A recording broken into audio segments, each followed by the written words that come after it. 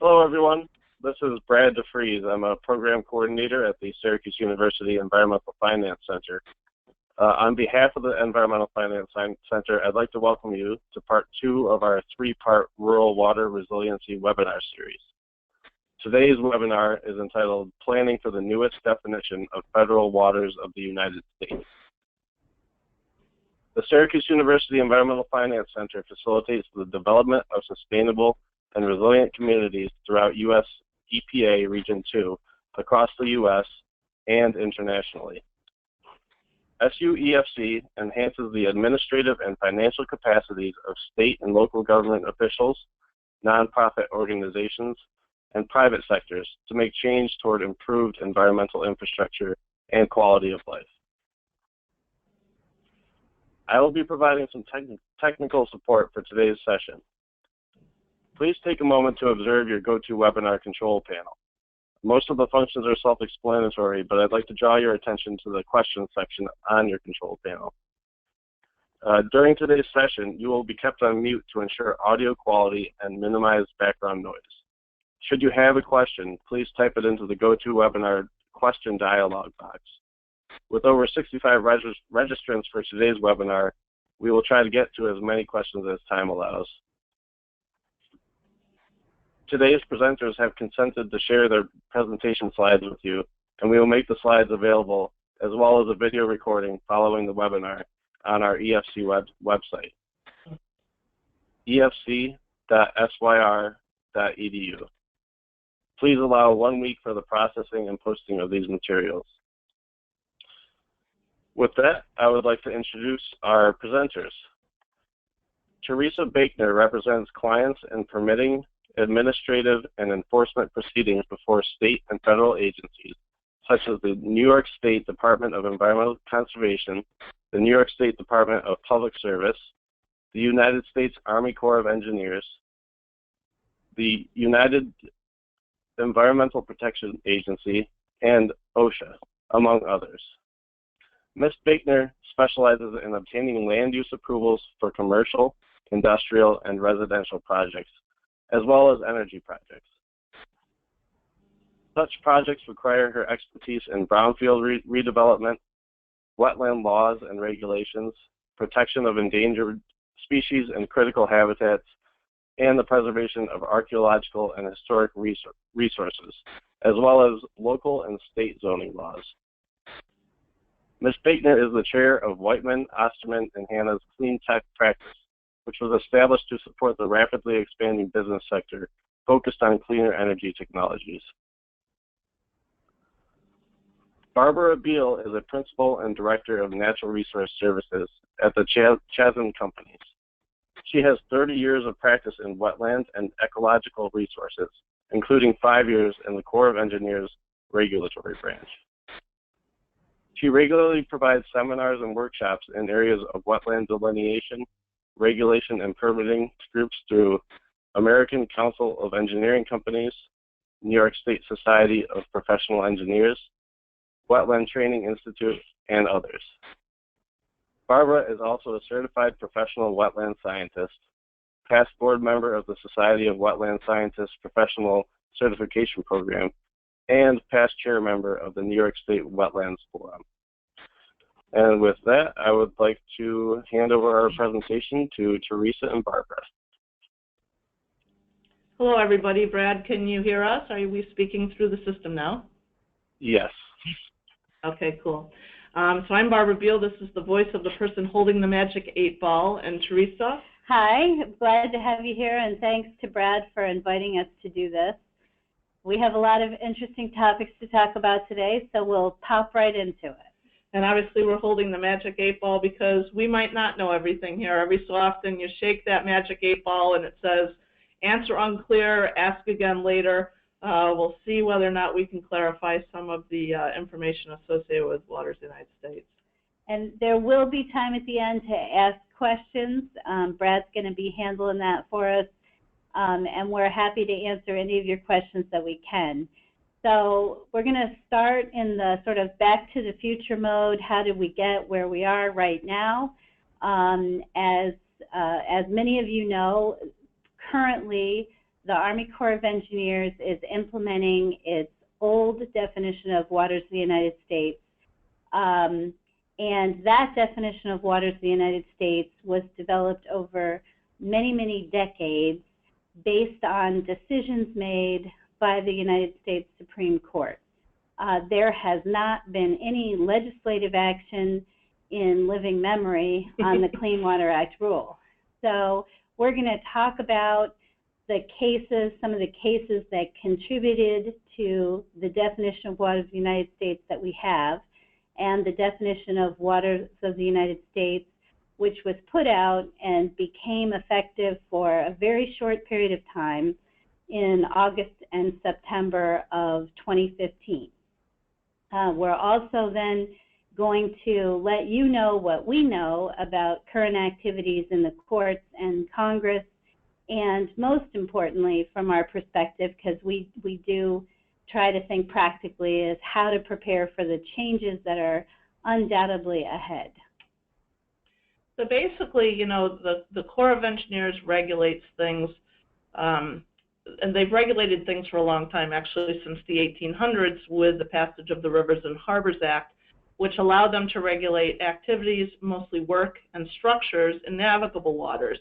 And so their regulations upon the concept of navigable waters, traditionally navigable waters, places that boats go, and the Corps' responsibility and activity associated with keeping those waterways open for foreign commerce or for interstate commerce for navigation. And so when the Corps was charged with regulating under the Clean Water Act in the 1980s, 1970s, they built first upon the idea of traditionally navigable waters, things that used or were used to support interstate commerce, foreign commerce, ebb and flow of the tide, places where trappers used to move goods and services through using canoes, and places where logs used to go downstream to be sold and used in other markets. And so those sort of definitions from the Rivers and Harbors Act became the first part of the definition of waters under the Clean Water Act. Another concept that came into play is the fact that waters that straddle a state line, such as this lake and wetland system that straddles the New York and Connecticut border. You can see the mapping on the environmental resource mapper on the left and a Google Earth image on the right. This is interstate water because it crosses two states. Then we had the issue of commerce connection, and Teresa, talk a little bit about why commerce connection is so important to the regulatory program. All right, so the original idea in the Constitution was that some decisions were going to be made by the federal government and some decisions were going to be made by the state government. And since the inception of the country, we've been fighting over whether or not it should be a decision of the state or the federal government. So right here, we have ways in which the Corps, in their regulation, have attempted to articulate the whole Commerce Clause issue by saying waters which are or could be used by interstate or foreign travelers for recreational or other purposes, including fish and shellfish to be sold in interstate or foreign commerce. Now, the issue of interstate commerce with the more recent conservative Supreme Court came to a head in the Lopez case, where the court, after many, many years of expanding the concept of interstate commerce, decided that in that case, a law that had been adopted by Congress went outside the Commerce Clause bubble. So we'll talk about it as a Commerce Clause bubble, some things that are inside the bubble, some things that are outside the bubble. And in that case, what they determined was outside the bubble was a law that would have prohibited the use of firearms within 1,000 feet of a school. Seems like a good idea. However, the Supreme Court determined that if you made the definition of Commerce Clause that expansive, that there would be virtually no way to relegate something only to a decision by the state.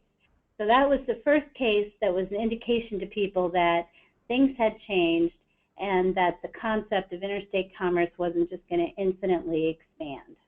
So when this particular definition came up, or this part of defining waters of the United States, it was actually EPA guidance on this.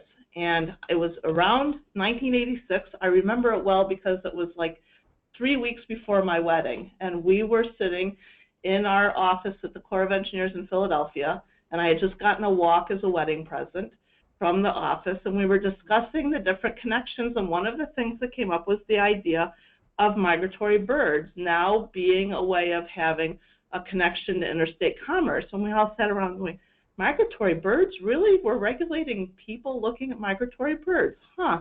And later on, the joke that we've heard from various Corps officials who shall remain nameless was that it became the glancing goose test, that a goose flying overhead looking down would say, ooh, I could use that wetland, so we'll regulate it. And so this became an important issue through the court cases. And then, we have the rest of the definition, which is basically, all impoundments of waters, otherwise defined as waters of the United States, are regulated. Tributaries of waters above, of those waters defined above the territorial seas, the navigable waters, or traditionally navigable waters, are regulated. The territorial seas, and then wetlands adjacent to other waters other than wetlands are regulated. And so there have been consistent arguments in the court cases about what constitutes a tributary and what constitutes adjacency of those wetlands. Right, and one concept that has remained relatively constant throughout all this period is the concept of adjacency. So the Supreme Court, many years before the cases that we're going to talk about here, had made the decision in the Riverside Bayview case that wetlands that are adjacent to waters of the United States are regulated by the Corps. Then, however, with this change in the Supreme Court and this new view that that interstate commerce had expanded too far, we get the first indication in a criminal case, United States versus Wilson at the Fourth Circuit Court of Appeals, that they were not going to give deference to the agencies in connection with their migratory bird rule. In that case, the court said it was not enough of a tie to interstate commerce that people were watching birds or could watch birds or shoot birds or do whatever with birds associated with an isolated wetland.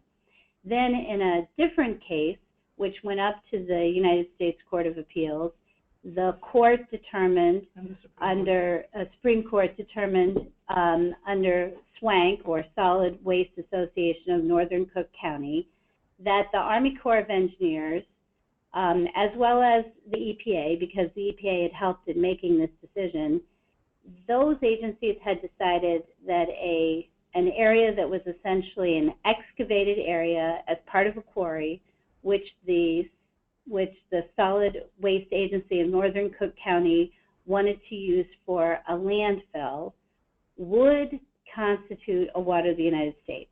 So they basically said, yes, it's isolated, yes, it's created, but now it serves as the basis for heron rookery. Migratory birds use it, and we are going to consider it, the EPA and the Army Corps of Engineers are going to consider that to be within the migratory bird rule. Well, like in Lopez, the Supreme Court determined in that case that an isolated wetland that had no direct or indirect connection, no connection whatsoever to a traditionally navigable water, would be considered isolated and it would not be regulated. They did not go so far as to say that a wetland never could be regulated solely on the basis of migratory birds, but they made it very clear that an isolated wetland did not come within the ambit of regulated waters of the United States. So what happened when that regulation came out is that the Corps of Engineers sent out a lot of letters to people saying, you have the opportunity if you want to look at whether or not wetlands on your site would otherwise be only regulated by migratory birds. And if so, you have the right to come in and have your jurisdiction changed because these are now isolated wetlands without jurisdiction by our agency. And so the next set of cases in front of the Supreme Court, known as Rapinos and Carabao, really got to the issue of how close a connection did you need to a traditionally navigable water in order for a wetland or tributary to be regulated by the federal government as a water of the United States. And that case, speaking as a lawyer, is a mess because it was a plurality decision and because for different reasons the court reached the same result, which was to kick it back to the lower court for a further examination of the facts in the case. And what this case really built upon, Swank, in determining how you would establish a significant nexus on a case-by-case basis when seeking to regulate wetlands.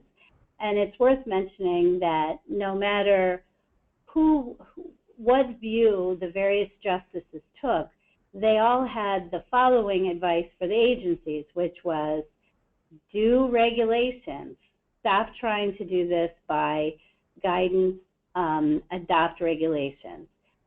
They also had a few choice words for Congress about how Congress could help the agencies by amending the act so it was clear what the jurisdiction was. But this case gave rise to very specific guidance that the Corps followed with respect to how they determined whether a significant nexus was present. And it built on both the Kennedy decision and Justice Kennedy's decision, and Justice Scalia's decision on how they individually thought a significant nexus would be established. So over to you. And that's the biological, physical, chemical, and hydrologic connection. And so we get into this guidance that came out in 2007, which as a practitioner in the field was pretty helpful, actually.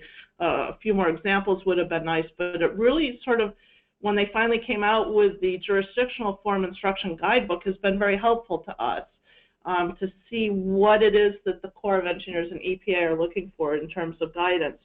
And one of the things that it came out with was the approved versus preliminary JD, the fact that if you want, you can have a line around a site in which you say, did we sort of get the delineation pretty correct, but we aren't going to argue that anything's isolated. They'll say, yeah, that delineation looks pretty good. We aren't arguing. We aren't discussing whether or not anything's non-jurisdictional.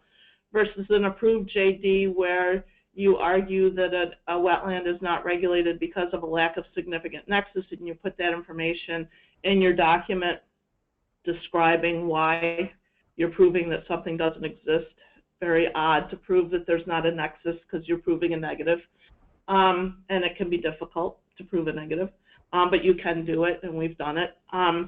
It talks about when you need a significant nexus, what water bodies are actually regulated per se versus which ones aren't, how to complete a JD form or jurisdictional determination form. That's what JD stands for, is jurisdictional determination. It provides photos and specific photo examples of the different types of wetlands. It talks about what's a traditionally navigable water, those territorial seas, those tidal water bodies, those water bodies where trade used to happen versus wetlands adjacent to those things and how that looks, versus relatively permanent waters and non-relatively permanent waters, which are those tributaries coming into those systems, which are also regulated, and what they look like, what a wetland abutting a regularly permanent water looks like, what a wetland adjacent but not abutting looks like, what are impoundments, isolated features. And then it also did a nice job, I think, of showing what were drainage features, erosional features, things that the Corps and EPA shouldn't be regulating based on headquarters of what they believe. And down in the, let's see whether or not this right down here in the lower left-hand side is the pathway to come into the Corps regulatory program and look for this. You can also, in case that changed since we prepared this slide, also look under jurisdictional determinations on the Corps' main website, and you'll find this as well through that means. So Teresa, what happened then is when the new regs came out? Well, EPA and the Army Corps of Engineers, after implementing this case-by-case significant nexus determination for a number of years, decided to adopt WOTUS of the United States regulations. And in doing so, they followed the regular procedures set out in the Administrative Procedures Act, the Federal Administrative Procedures Act, and they put out in April of 2014 requests for comments on a proposed rule. They made it very clear that their request was far-ranging and that they were looking for any ideas that people would have about how to make the process less of a case-by-case determination. And at the same time, EPA had a scientific process going on where they were attempting from a scientific perspective to address the importance of connectivity of streams and wetlands to downstream waters. And for people like Barb and I who've been doing this for a long time, the best way I can describe the way the Corps look at these things has changed over the years is originally they were focusing on regulating just traditionally navigable waterways like the Hudson River and waters that were adjacent to them. And at that time, there was a whole category of waters called headwaters, which they did not seek to regulate. And only through case law over the years did they come to regulate more and more waters further and further up into the headwaters. And the goal of this new regulation was to essentially lay out for the regulated public how far up they were going to go in terms of regulating wetlands.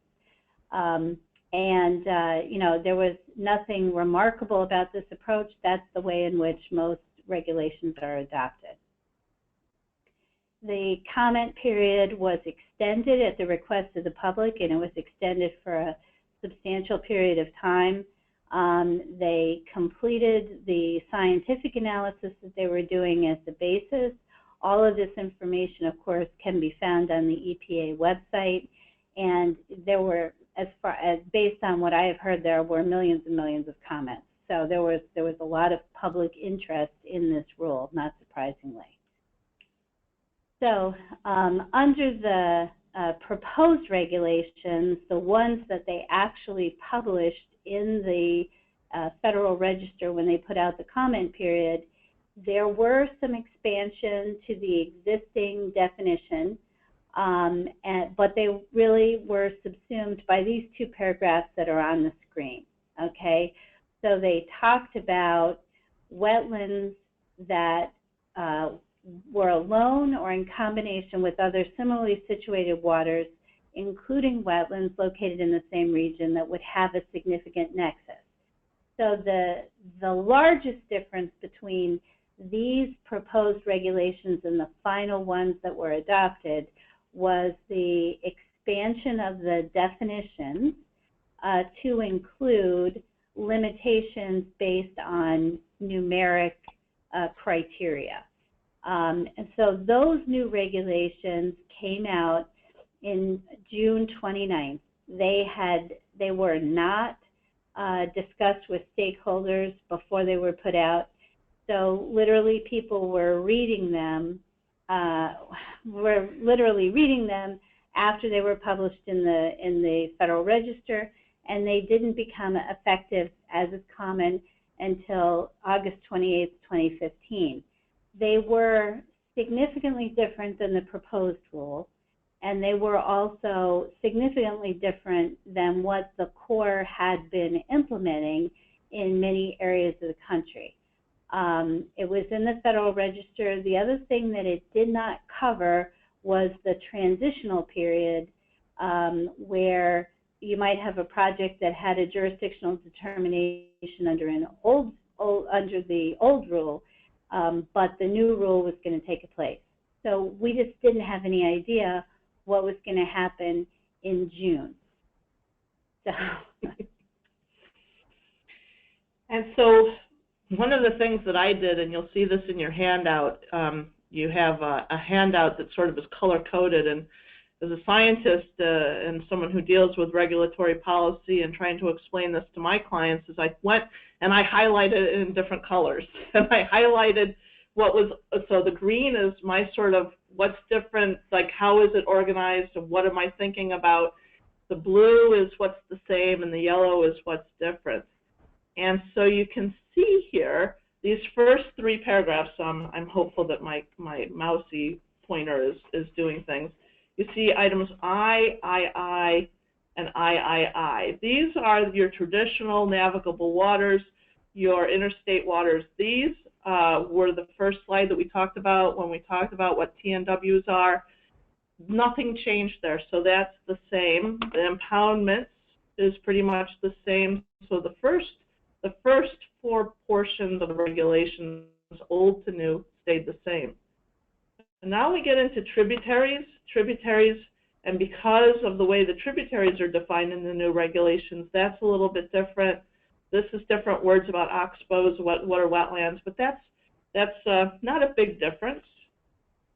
And so if we look, this is a picture that is in the end of the handout. It'll be the second to last page of those handouts. It sort of shows the blue things that are the same. And so when the Corps looks at their jurisdiction, here's the sea, here's the ocean, that's regulated, that's the same. We have the adjacent wetlands, a tidal wetland next to the estuary, that's the same. Things that are subject to the ebb and flow of the tide are the same, getting up to the ebb and flow of the tide. Head of tide, here it's the Troy Lock, which we're sitting right here in Troy right now. It's about half a mile up the road, right on the banks of the Hudson River is where our office is. Then we get into the ordinary high water mark. This is about the same, a traditional navigable water, sort of maybe the Hudson River and Mohawk River upstream. Then you start to get into this interstate wetland, that's the same. The changes happen around these areas, the regulated adjacent waters, the tributary, how far up the tributary are you going, and the fact that breaks in the tributary system can still be connections under the new rule. And then what is adjacent as it relates to neighboring, and when do you need to do a significant nexus? These yellow things are the major changes, and let's go on to the next slide.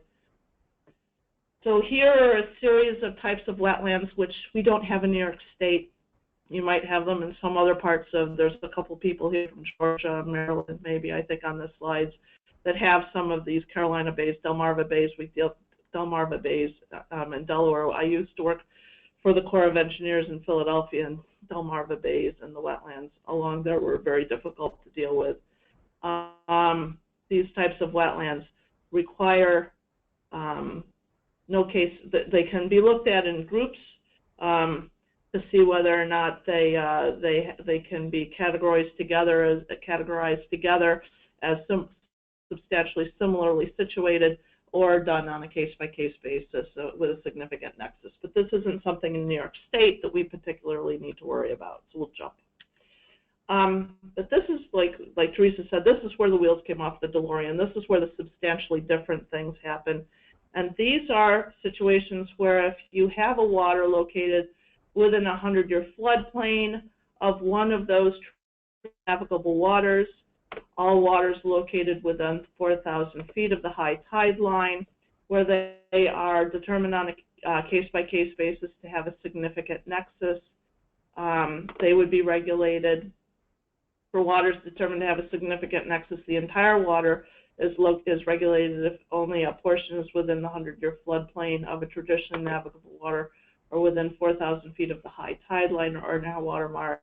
And so basically, these are things that need a significant nexus determination. If you're within a 100-year floodplain of a traditionally navigable water or within 4,000 feet of an ordinary high water mark of any of the tributaries that we talked about, waters I through V, on that first slide where we go through this. And so here are those places.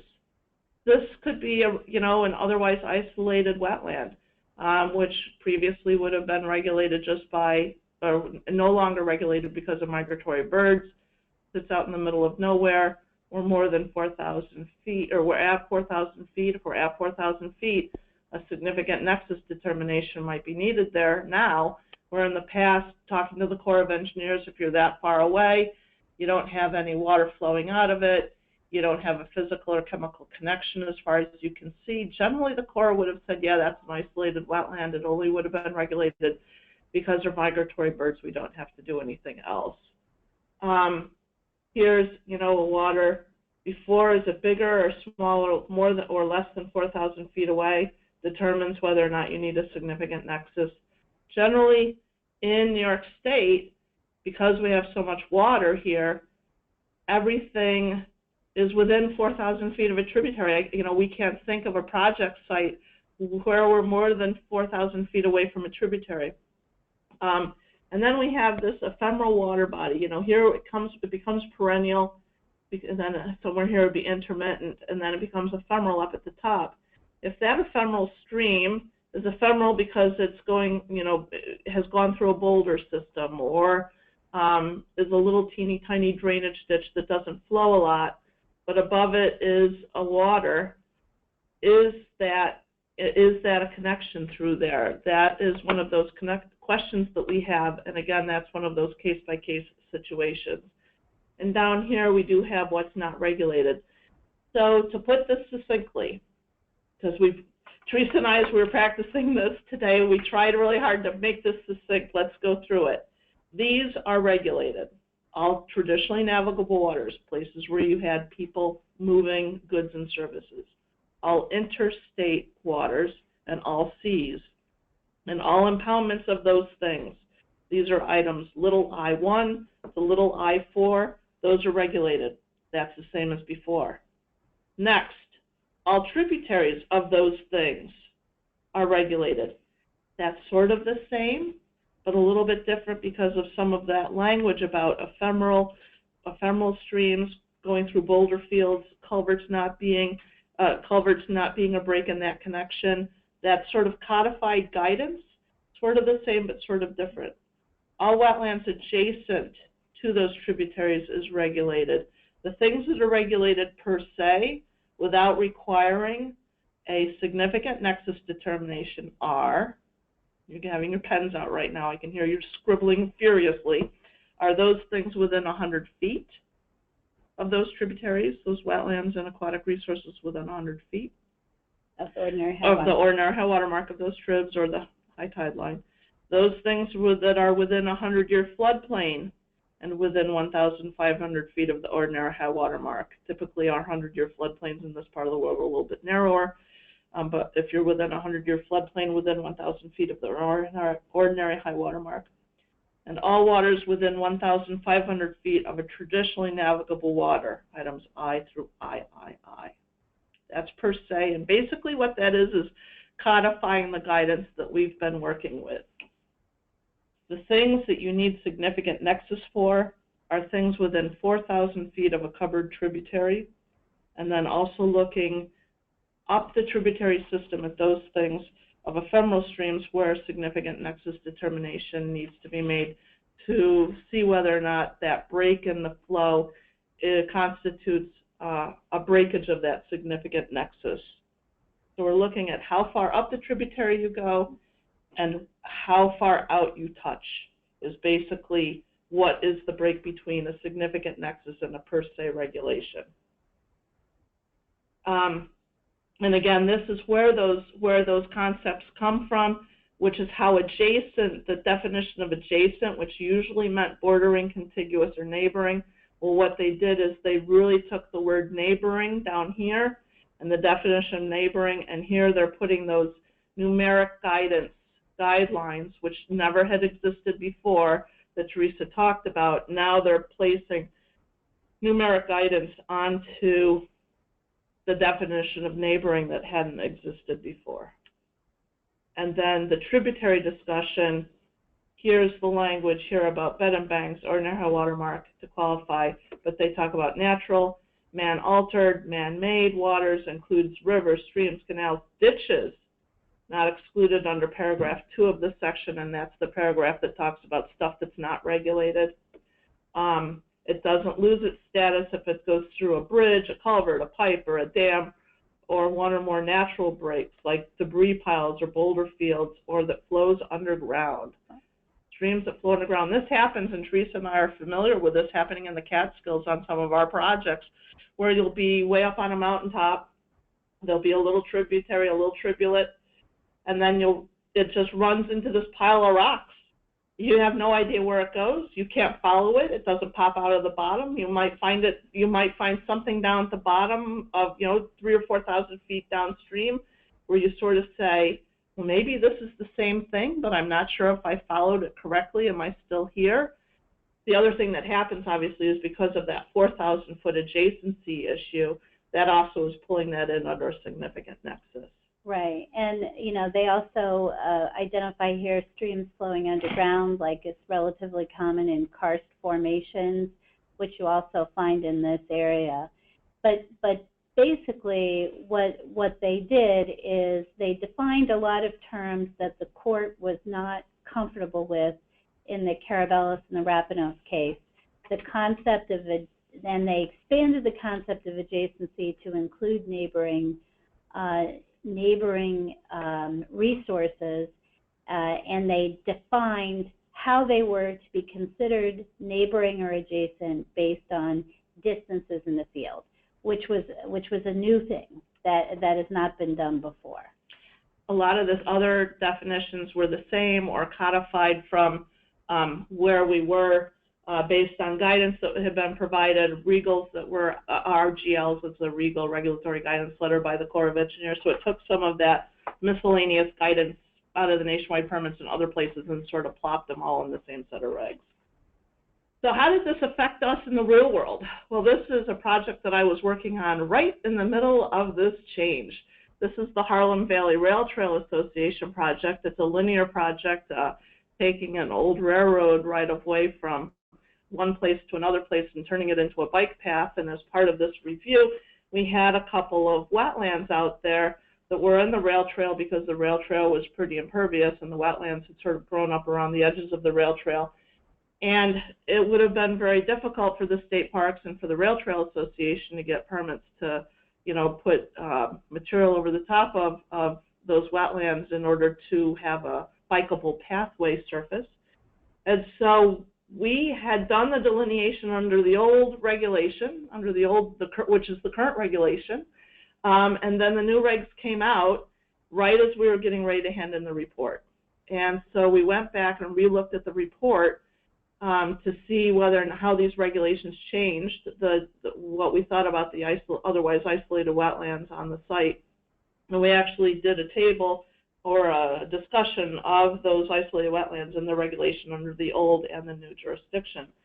So we looked at all wetlands within 1,500 feet of the floodplain, and you could see that sort of crosshatched zone here, which is the DC mapped 100-year, or sorry, the FEMA mapped 100-year floodplain through FEMA mapping. We reviewed everything around the 100-foot adjacent to a stream.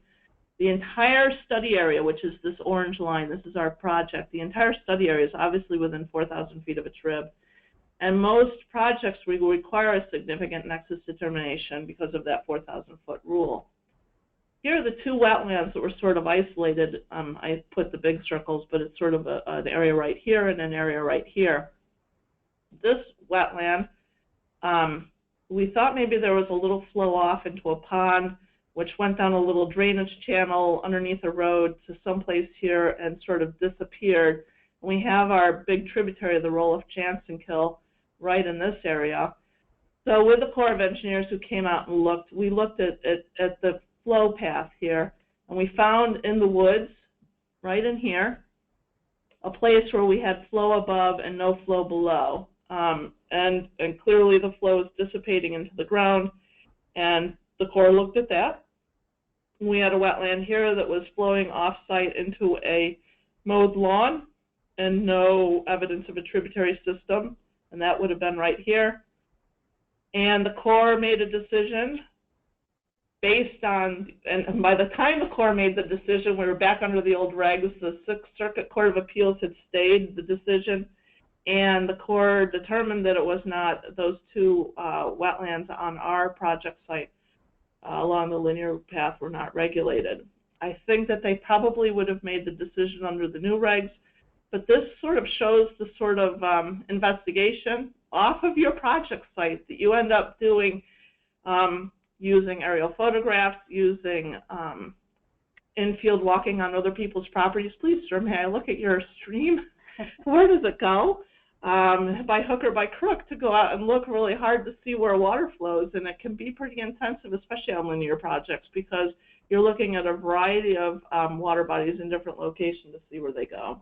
Right, and the discussion of the case-by-case significant nexus evaluation involves looking at similarly situated wetlands within the watershed all the way up to the traditionally net water. So looking at whether or not there is some special characteristic of that wetland along with other wetlands in the watershed that contributes to the chemical or biological integrity of the traditional navigable water is something that the Corps was in the process of getting training on, but which I believe has halted while the stay situation is in effect. One thing that you should also be aware of here that can be helpful, very helpful, is the technical questions and answers fact sheet that was put out by EPA, and you can find it on the EPA website.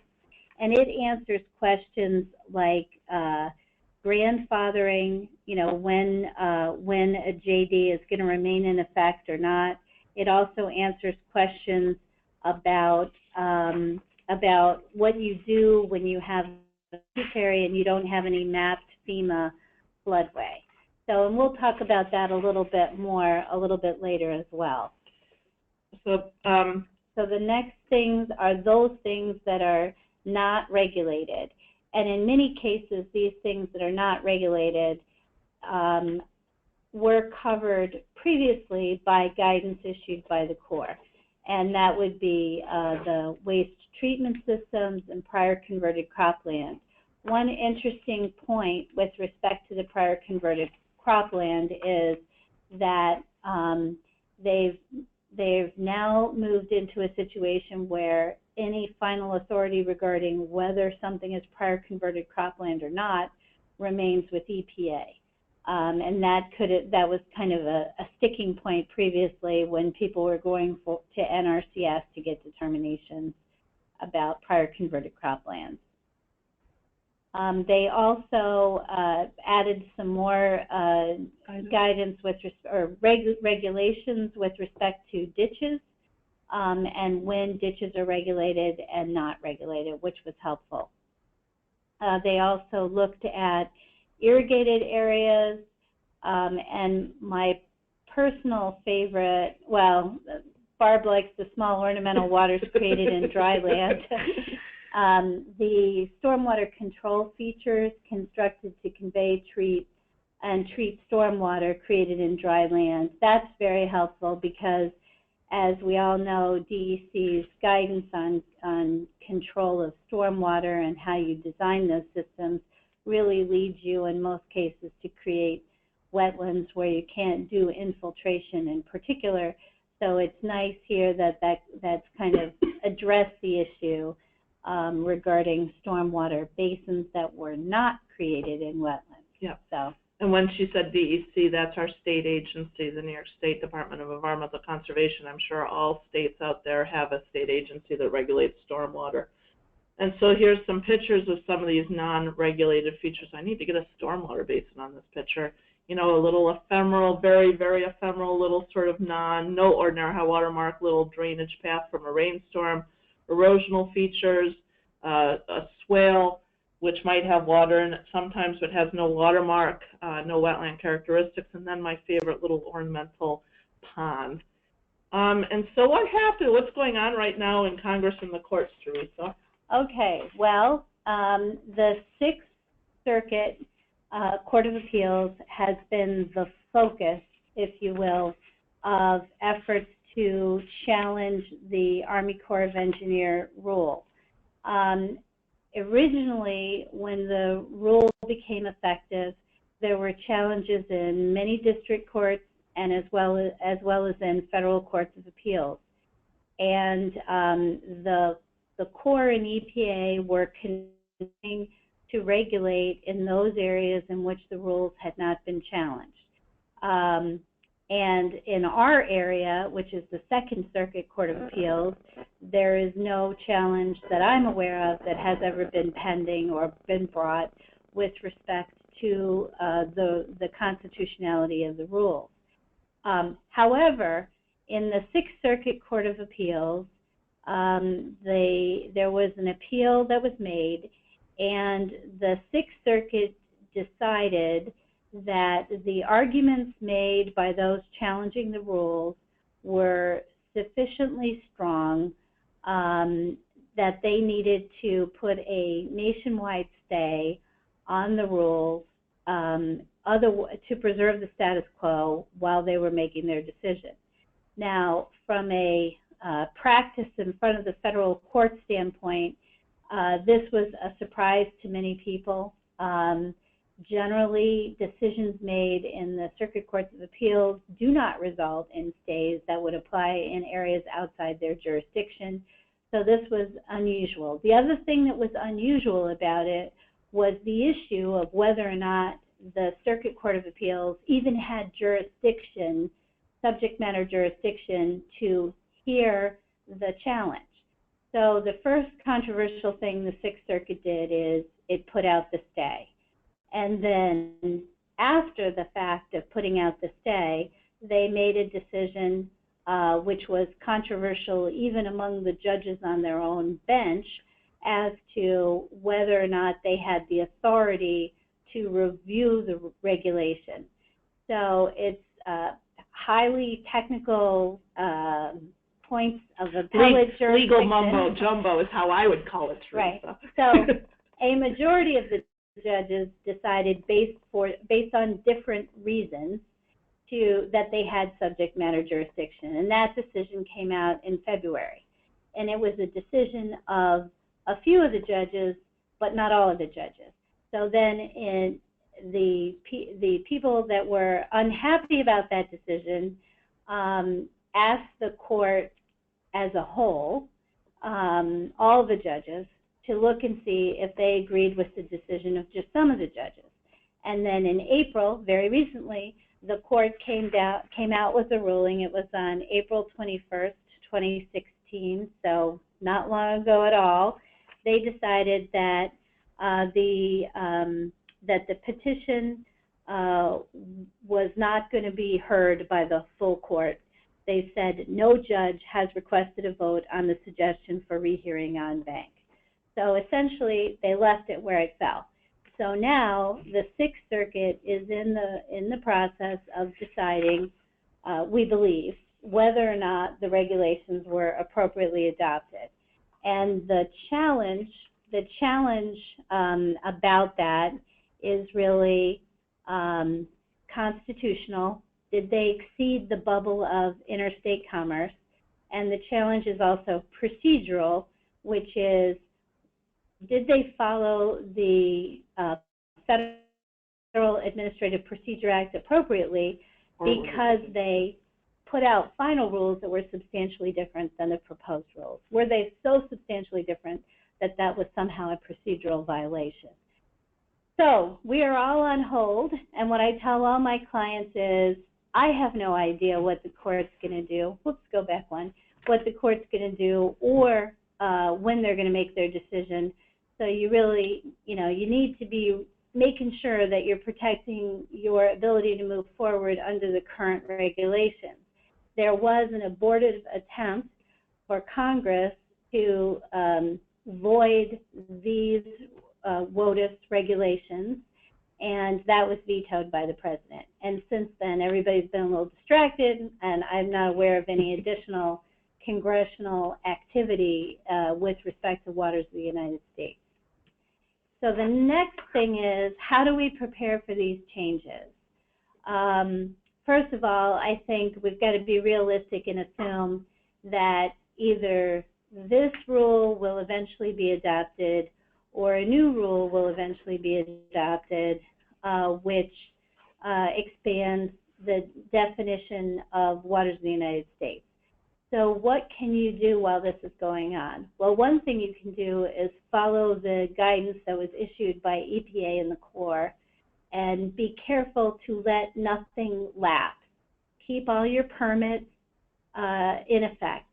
Keep all your verification letters up to date, and make sure that your jurisdictional determinations are current. If you have any doubt about an isolated wetland on your property, make sure it's covered by a full jurisdictional determination. An approved JD. An approved JD, because the guidance issued by the Corps said if you have an approved JD, then it's going to remain in effect for that 5-year period. So that's really important.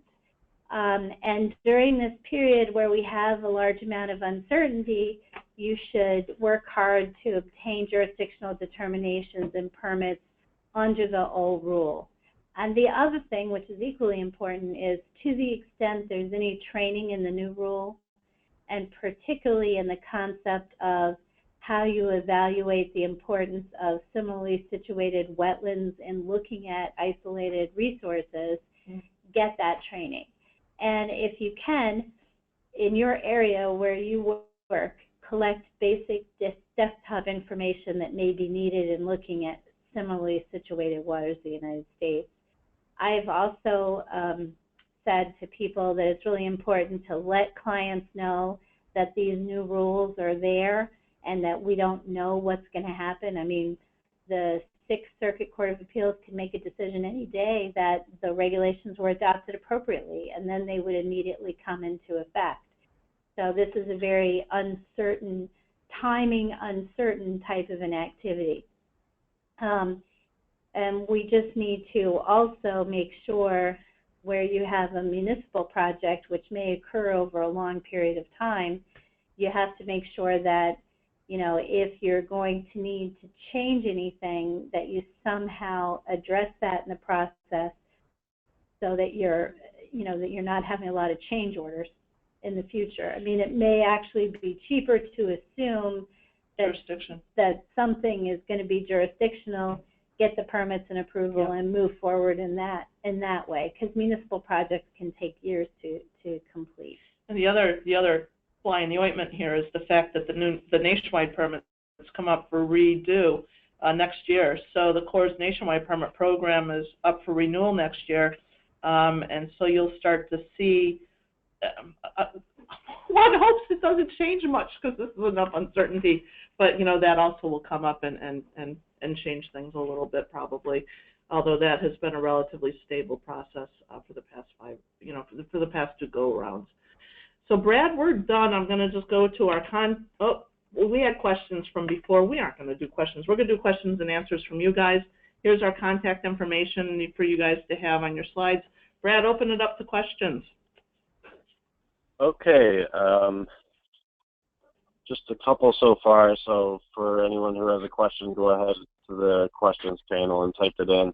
The first one, if my project had an ACOE approved JD, but it is now more than 5 years old, should the project use the new unadopted WOTUS regulations or the old wetland delineation?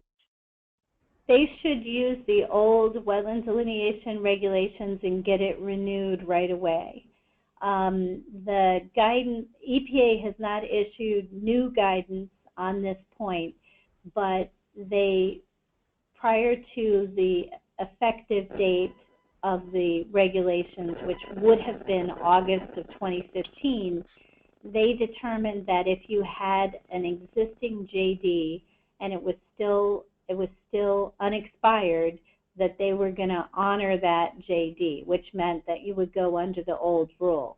Now, we don't know for sure, but the best thing that you can do at this point, and what I've been advising my clients to do, is to get your JD renewed under the old rule in the hopes that they will continue to honor that. Yeah. And I know the Corps won't look at it under the new rule because it's not in effect right now. That's right. You know, they don't look at it that way, so do it under the old. You really don't. You don't really have that choice at this point. Yep. except to make sure you're valid still. Okay. Are there any other questions? Oh, come on, you guys. Ask a question. We'll go back and we'll ask you guys some questions. All right, we're going to go back and ask you questions. So the first question is, which definition of waters in the United States are currently in force? The 2015 definition or the 2007 definition? We'll give you a little time to think about that, and then we'll give you the answer.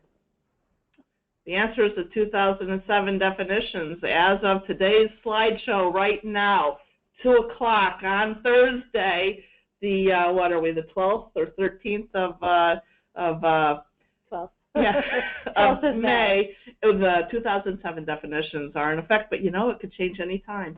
Are the 2015, that goes to question 2, are the 2015 definitions likely to completely evaporate into the ether? Right, and the answer to that question is no. The Supreme Court in the Rapinos and the Carabellos case really asked the agency to issue these regulations. The only other thing that could markedly change this is if Congress actually took action and if the action wasn't vetoed. Because if there's a legislative determination, it would, it would occur without regard to the regulations. It would still have to meet constitutional muster under the Commerce Clause. So I'm not saying that there wouldn't be more lawsuits about that. But gosh, really knows that would never happen under the Clean Water Act. Right. And 3, the biggest changes between the 2015 and the 2007 regulations are really that the significant nexus determinations are not all going to be made on a case-by-case basis. There are per se categories of isolated wetlands that are now going to be automatically regulated. And for those wetlands which are isolated, which are not per se regulated, you have to go through the significant nexus evaluation, which is now new. It's a significant nexus evaluation that takes account of similarly situated wetlands and waters of the United States within that watershed that leads all the way down to the nearest traditionally navigable water. And at this point, we can only guess what that means in terms of what you need to do on the, when you put in your delineation. So to me, the biggest changes between the 2015 and 2007 regs are the defined distances off of the ordinary watermark. They're the fact that there's, what she was talking about, the substantially similar waters, and the issue of ephemeral, at what point are there breaks in the tributary as you work your way upstream. So the next question, currently are isolated wetlands regulated only when the significant nexus to the Commerce Clause is migratory birds? Currently, no, that's not the case. In the future, this might be different, however. What are the 3 things you can do to keep your project safe? Get an approved JD, get a permit in place, do the work, and impact, get your wetlands impacted if you get an approval to do that. Brad, are we good? I think we are. That brings us right to 2 o'clock. So everybody is going to receive a follow-up email with an evaluation link. And if you could go ahead and complete that evaluation, that'll inform us on what programming we can offer in the future. And I just want to thank you guys for taking the time to come to this presentation. And I want to thank Teresa and Barbara for presenting. And with that, I think we will end. So thank you, everyone. Thanks, Fred. Thanks. Thank you.